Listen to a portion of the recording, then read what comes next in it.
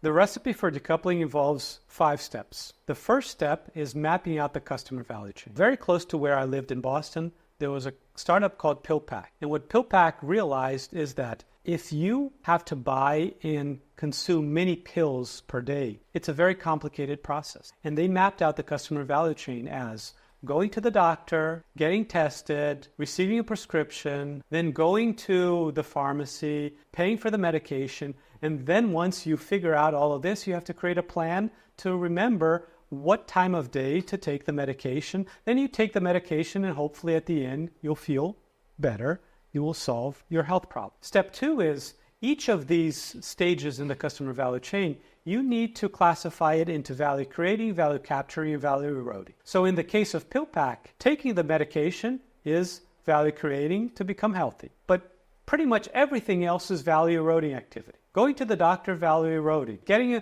a prescription, value eroding. Going to the pharmacy, filling out, remembering when to take what. All these things are value eroding. We have to do it to get the benefit of taking the pills, but in and of themselves, they don't create value for the customer. And then obviously paying for the doctor's visit and paying for the medication is a value capturing activity. The third step is identifying the weak link. The weak link, again, is that activity that customers have to do, but they're not happy with the way they have to do it. And in this case of PillPack, what they realized is one of the big challenges, particularly for elderly people that consume many pills per day, is creating this organization scheme that tells them when they should take each pill, when they should separate pills that they should not take together, and remember to do that. Step 4 is actually breaking apart the customer value chain and stealing that activity, which in the case of PillPack means PillPack needed to create a way that they could do this activity on behalf of customers